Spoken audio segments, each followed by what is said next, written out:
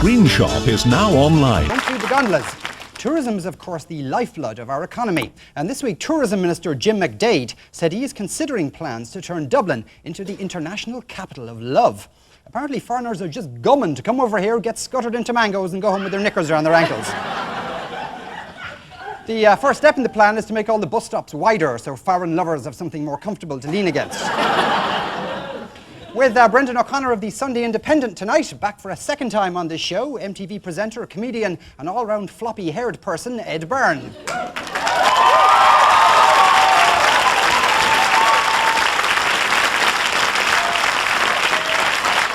And joining Dara O'Brien, a woman who has carved out a career in her own right as a disco diva, but more recently has worked as a stand-in for one of the Spice Girls on their video shoot in Ireland this week. However, she doesn't look like any of the Spice Girls because she's actually quite attractive. Please say hello to Una.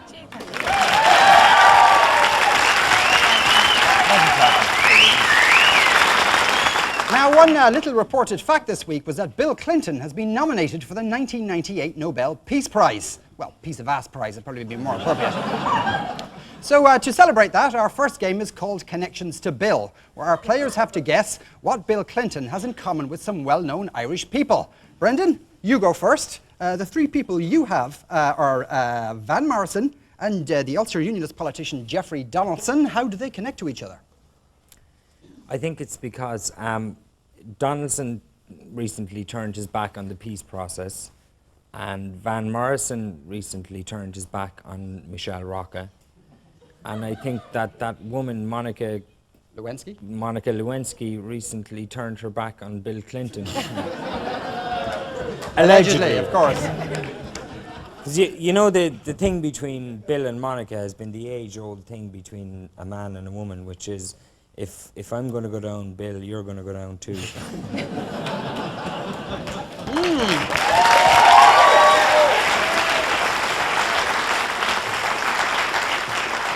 Well, I don't think I can give you any points for that. The answer is that Bill Clinton is an overweight president who plays a saxophone. Van Morrison is an overweight, miserable northern git who plays a saxophone. And Jeffrey Donaldson is just a miserable northern git.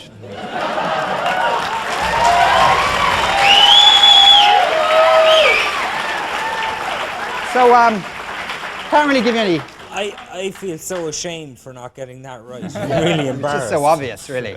Ed, it's your go. The people you get are Bill Clinton, Chris Christopherson, and Shane MacGowan. How do they connect to each other? They all proves it doesn't matter how you look, you can still get ahead.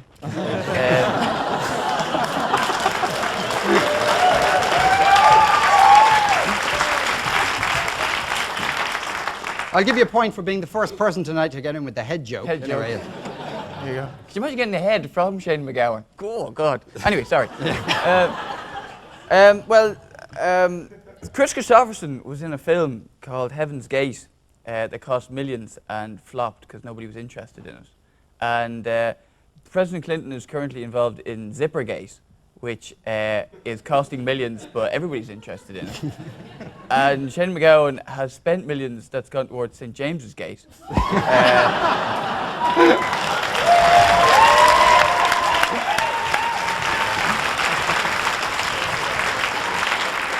And there, the dots are joined. Yes, well, you're sort of in the ballpark And there. apparently the other night he fell over a gate. Looks like he tried to bite a gate, actually, looking at his stage. The actual answer is that Bill Clinton was a Rhodes Scholar in Oxford, at which he smoked cannabis. Chris Christopherson was also a Rhodes Scholar at Oxford, where he drank himself stupid. And Shane MacGowan, well, you know, he just drinks a lot. He's not the brightest, really, to be honest with you. Which song? What? Birmingham 6? Yeah. Like, it's about, it was to try and get him out, you know, because I don't think they did it. If you say so, Shane, that's good enough for me.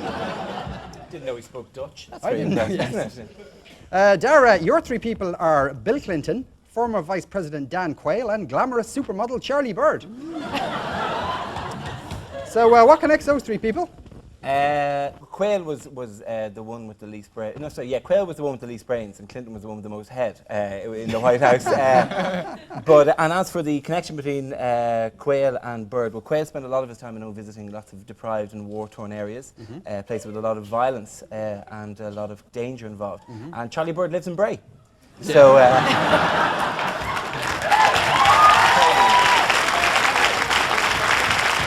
Well, Or do Mr. Quayle and Mr. Byrd have bird-sounding names? Oh. Yeah, so basically they both sound like they could lay an egg, whereas Bill could lay anything in Washington.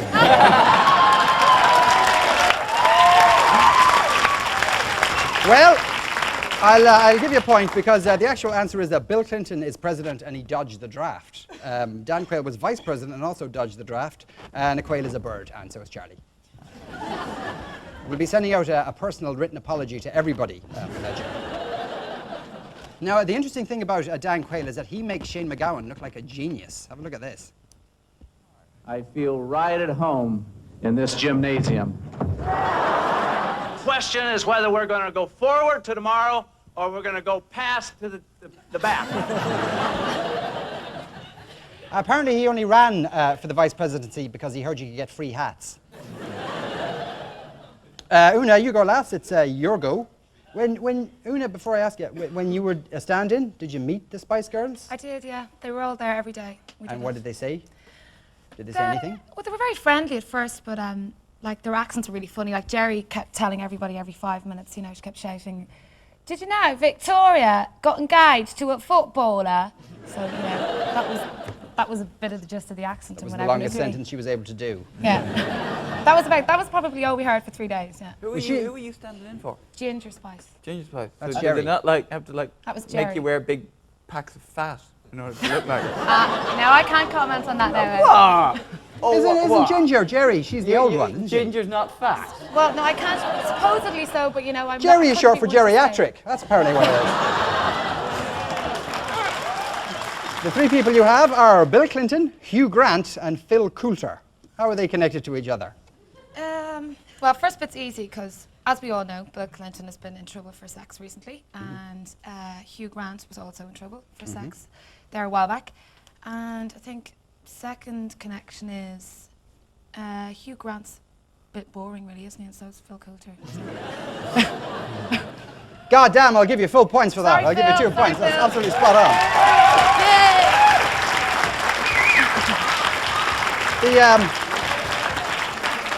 The actual answer we had was that Bill Clinton had oral sex in the Oval Office, Hugh Grant had oral sex in the back of his car, and Phil Coulter will never be that lucky.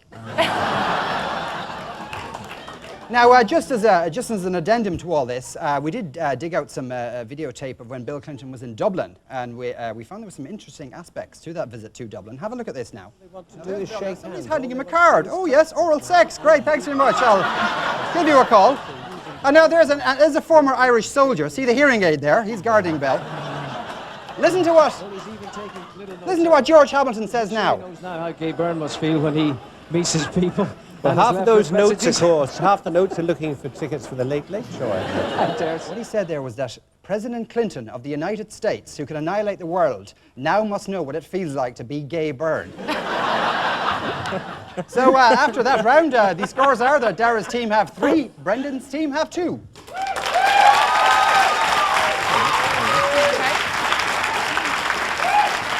Time now for our What Happened Next round. We show each team a clip from the days when it was lived in black and white. All they have to do is tell us what the hell is going on here. Dara and Una, have a look at this.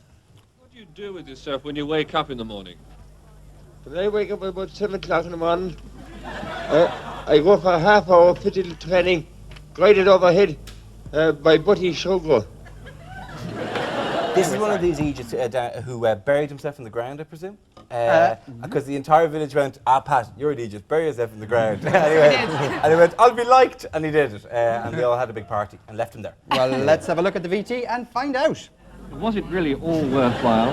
Worthwhile, to tell the truth, whilst I was looking for a man to lead me, I don't know half the time. You could meet a middleman, but none will match you. To match you brave to lead. Buddy Showgirl, the only man I know. That's Francie Barrett, the boxer, isn't it? I was going to say, are they gonna get Gabriel Byrne to play him in the story of his life? The funny thing was, actually, he was only on the ground for about 10 days, and before he went in, he was professor of modern English at Trinity. Explains that. It actually bothers me. Why was he wearing dark glasses if he was in a coffin? Did he think he was going to meet somebody down You there? know, you could score with the corpse. I don't know. He was like, Well, actually, his name was Mick Meaney. He was buried alive in London, in Camden. They thought this was a symbol of national pride to bury one of their fellow countrymen. He was buried alive for 55 days in 1968, and that was a world record. Good man yourself there, Mick.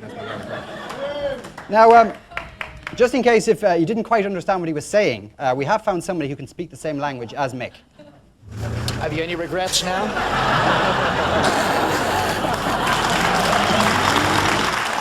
Brendan and Ed, have a look at this.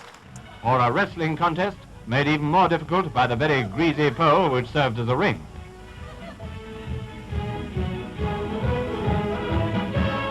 Yes. There you go. Two men in large underpants on a greasy pole wrestling each other. What could be more normal? The debate about gays in the military rages on. This was actually when they just formed the Irish Army, and they said to them, listen lads, you'll be looking after defence. So that's the boys practising sitting on defence. Let's have a look at the VT and find out. Mr. de Valera recently visited Ennis, where he was met by a smart guard of honour formed by men of the local defence force. After the inspection, Anne Taoiseach addressed a general parade of the LDF. Among other things, he told them how the Irish people must be constantly on watch. Say he did, yeah.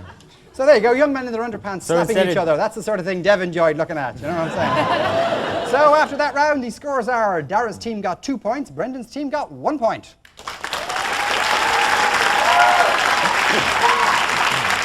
It's adverts time now, but when we come back, more on the comeback kid. This week, Hillary Clinton went on Coast to Coast TV to stress just how grateful her husband is for all he's got. We'll discover just how grateful after the break. See you in a few minutes. Thank you very much. Thank you. Thank you. Sunshine heading my way. Up to 20% better fuel economy. And up to 10% more power than an equivalent conventional engine for safer overtaking. The new Charisma GT. Welcome back. Welcome back. Now, as we all know, Bill Clinton has had his troubles in the last week or so, but despite that, the US president does have a lot to be grateful for in his life, and he's not scared to say thank you. Thank you very much. Thank you. Thank you. Thank you very much.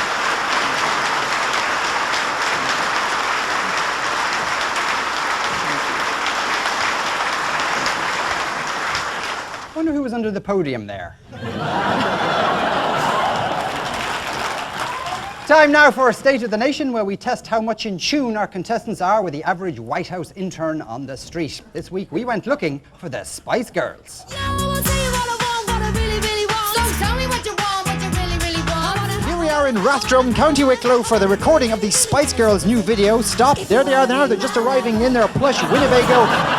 And for the shoot, the Spice Girls have brought in their own special security staff to keep away the hordes of people. Apparently they don't want a John Lennon type shooting. Though what's the connection there, I don't know. John Lennon was a musician, as far as I know. As you can see, the security forces are ready for any eventuality. Even though they're just pretending to be half asleep, they are in fact armed to the teeth, ready to leap into ninja poses at the drop of a hat. The video has of course been sponsored by one of the most prestigious firms in the area.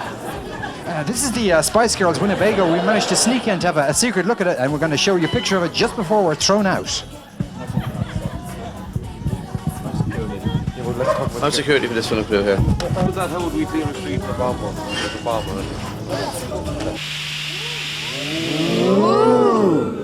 Ooh, it's dangerous doing this program as well as exciting. So, Brendan, you get the first question. The Spice Girls are, of course, icons to young people. And nowadays, a lot of young people suffer from depression. They're worried about the environment and ethnic conflicts and all that crap, you know. So the question that we asked was, depression is most common in 13 to 25-year-olds. So what's wrong with Eamon Dunphy? We asked the question of this man. Did he say, A, nothing a good smack wouldn't sort out? B, maybe he likes to be depressed. Or C, is he the showband fella? Thing is that it's very unfair in the context of a mere half-hour programme to ask me what's wrong with Eamon Dunphy. I would have thought it would have been more suitable to have one of those new Network 2 kind of all-night specials on what's wrong with Eamon Dunphy. But listen, having said all that, the fact is I think people are very hard on Eamon Dunphy. And you know what? I don't think it's that there's anything wrong with him.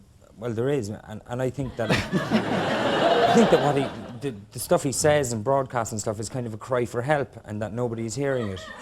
But the thing is, that's his own fault for broadcasting on Radio Ireland. But I presume that the answer is that maybe he likes to be depressed. Maybe he likes to be depressed. Let's have a look at the VT and find out. Apparently people suffer from depression between the ages of 13 and 25. 13 and 25. So what do you think's wrong with Eamon Dunphy? Well, maybe he's only 13 yet. Maybe his life started at 13. Or maybe, well, maybe he likes being depressed. No, whatever the case. Well done. So you get points for that. Ed, you go next. So the question we asked was, the Spice Girls sang here this week. Could the locals sue for damages to their eardrum? Never mind that. I want to know who Local Sue was. Was she the sixth Spice Girl? What? You said something about Local Sue. Sue the local. The question we asked was, the Spice Girls sang here this week. Could locals sue for damage to their eardrums? We asked the question of this man. Did he say A, I know nothing about ears? B, what's that? Or C, the Spice Girls ate my hamster? Well, he couldn't have eaten it himself. The Spice Girls ate my teeth. I was just going to say, yeah. Sporty Spice knocked all the teeth out of me head. I don't think he could say anything much with a mouth like that, to be brutally honest. Well, he said one of them. I can tell you that for sure. He did. I don't think it was the Spice Girls ate my hamster. Yes. I Good, think yes. just the face on him, I think he probably said, but I'll go for the closest thing to that, and that was, hey, what's that? Okie dokie, let's have a look at the VT and find out. You had the Spice Girls here singing yesterday. Do you think? I wasn't in. But do you think the locals could sue because of damage to their eardrums? I wouldn't think so. I wouldn't say so. Well, soldiers can. Oh God, I don't know much about ears. I'm deaf enough myself. So, sorry, no points for that. Dara, it's your go. The question we asked was, should Monica Lewinsky give oral testimony? We asked this man, did he say A, it would be a great blow to the president?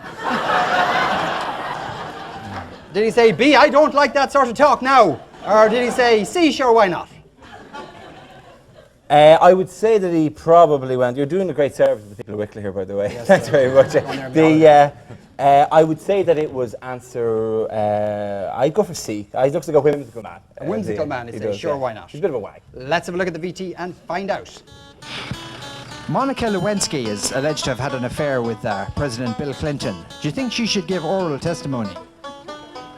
Can't you answer that better, Michael, nearly? So why not? That's a good answer, thank you. So why not? Well done, 2 points for you. He actually, his friend passed it over to him on the grounds that he didn't know what country Bill Clinton was president of. Actually, the first guy there. I love the way he passed it over to him as well. It was like, you better answer that. You being the authority on American politics around here. That's because he owns a car. That's why. Bob has travelled a bit. He's probably seen a bit of the world. Yeah. He's been to Bray. He's been up to Bray. Yeah. Listen, why did you concentrate on the young people of Rathrum and Fox Pots? It's to attract a youthful audience. That was why. So finally, Una, your go. We're going to ask you about one of the big domestic stories of the week, which concerns Michael Bell, the Labour frontbencher. Michael Bell is suing the government because he was in 20-odd years in the FCA. He claims it damaged his hearing. Now, I just want to put that in context now. Michael Bell was a member of the Defence Forces in this country for 20-odd years. Let's have a look at Michael Bell. Apparently, he, in training exercises, he didn't try to shoot his enemies, he just threatened to eat them. So, Una, the question we asked was, does Michael Bell hear the ringing of cash registers in his ears? We asked this man, did he say A, you mean that skinny lad? B, ah well no, ah well no. Or C, we all have to get on. Back to the head joke. Stop them now, okay. No, it is, the seriously, the Spice Girls new manager, that guy. Is he, really? Yeah, he didn't really come on camera though. What are the answers again? The answers are A, you mean that skinny lad? B, ah well no, or C, we all have to get on. I go for that lady said B, I'll go with B then. B from the audience. B is good enough for you. Let's have a look at the VT and find out. Do you think Michael Bell hears the ringing of cash registers in his ears? No, Why not? no. Everybody has to go on in this life. That's it, in this world. Okay. That's what you get for listening to the audience. Tell you. I wonder, does that man hear ringing in his ears? So after that round, the scores are that Dara's team have 2 points and Brendan's team have 2 points.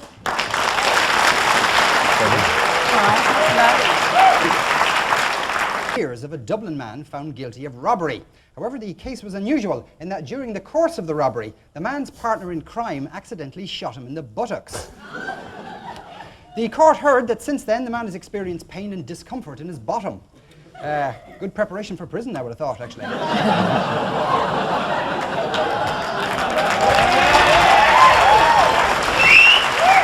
The big media news from the United States this week was the announcement that Annie Murphy is in talks to make a mini-series based on her affair with Bishop Casey.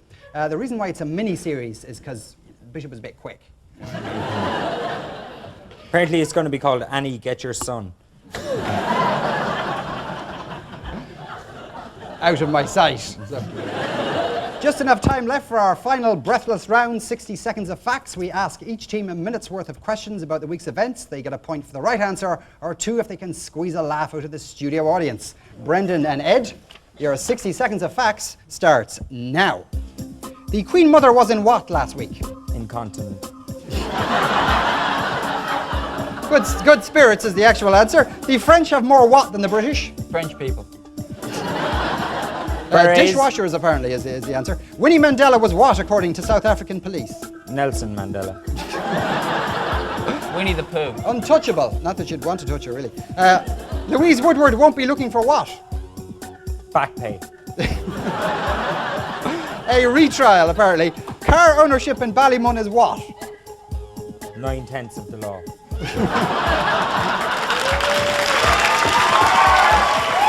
They've only got a minute. A gene has been discovered which may hold the clue to what? 3 wishes. Sorry, I thought you said a genie. No, sorry.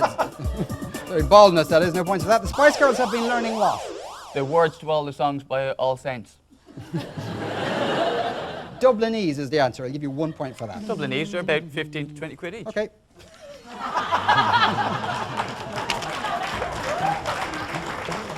Dara and Una. Your 60 seconds of facts starts now. Jody Fayed's ex-girlfriend showed what to the press last week? The brake cable off his Mercedes. Her engagement ring, apparently. What did former South African President F.W. de Klerk admit last week? Oh, that his full name is like Frosty's Weetabix de Klerk. That he has a lover was the real answer. The EU is to clamp down on bogus what? Sheep. Bogus countries, those like Andorra, Liechtenstein places. Asylum seekers is the actual answer. A new French survey claims housework is what? Oh, so this actually it's erotic, but they didn't look past the vacuum cleaner when they're doing the survey. So yeah. Sensual, I'll give you a point for that. A Royal Navy pilot landed his plane after what blew up? A big, trousers. Big spot on the end of his nose. Close enough, his cockpit. That was what it was. Hey, same thing. Dole deputies have been on what for the last 6 weeks? Angel dust. Piss. Holidays. David Letterman recently sprayed his hair with Fergie's what? Foot spray. Cooking oil is the actual answer. Okay. So, amazingly, for the second week in a row, the scores are Dara's team of 21 points, Brendan's team of 21 points. It's a draw.